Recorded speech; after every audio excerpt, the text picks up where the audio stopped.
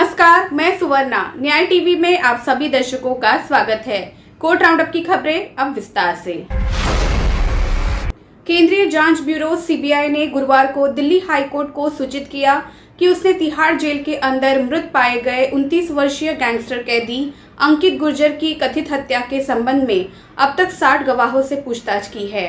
CBI की ओर से पेश वकील ने न्यायमूर्ति मुक्ता गुप्ता को ये भी बताया कि मामले की जांच अगले 1 महीने में बड़े स्तर पर पहुंच जाएगी।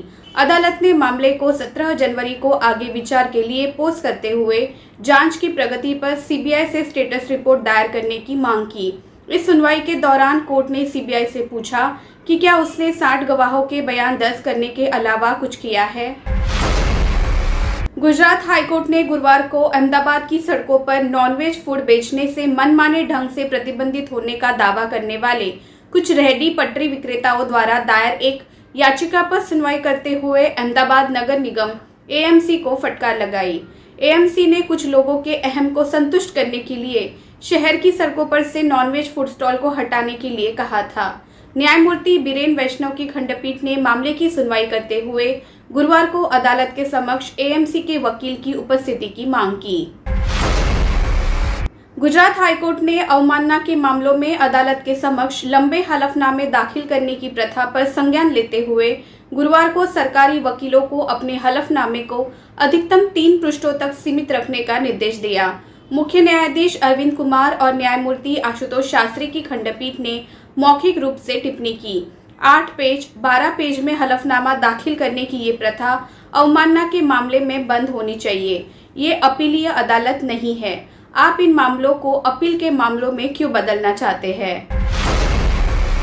दिल्ली की एक अदालत ने जैन देवता तीर्थंकर भगवान ऋषभ देव और हिंदू देवता भगवान विष्णु की ओर से दायर एक दीवानी मुकदमा खारिज कर दिया। इस मुकदमे में आरोप लगाया गया कि मेहरौली में कुतुब मीनार परिसर के भीतर स्थित कुव्वत उल इस्लाम मस्जिद एक मंदिर परिसर के स्थान पर बनाई गई थी और मांग की गई थी कि मंदिर परिसर का जीर्णोद्धार किया जाए, जिसमें 27 मंदिर शामिल हैं। कोर्ट ने कहा कि मुकदमा पूजा स्थल अधिनियम 1991 के प्रावधानों के उल्लंघन करता है और अदालत ने सिविल प्रक्रिया संहिता के आदेश 7 नियम 11A के तहत याचिका खारिज कर दी।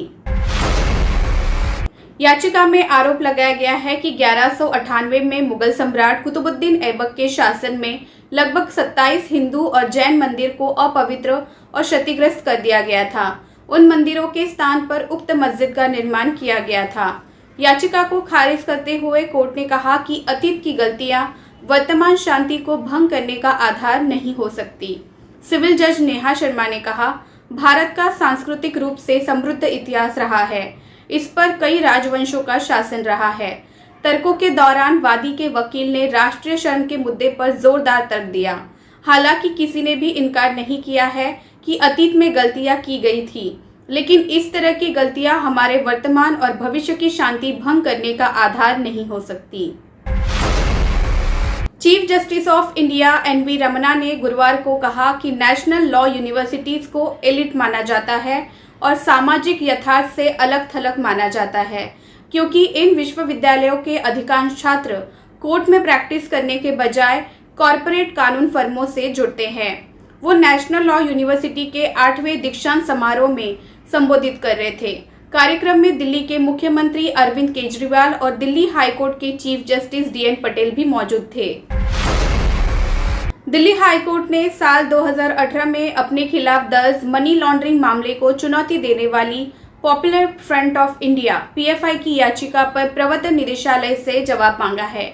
न्यायमूर्ति अनु मल्होत्रा ने याचिका पर नोटिस जारी करते हुए एजेंसी को अपना जवाब दाखिल करने के लिए 4 सप्ताह का समय दिया और मामले को आगे की सुनवाई के लिए 4 फरवरी को पोस्ट किया।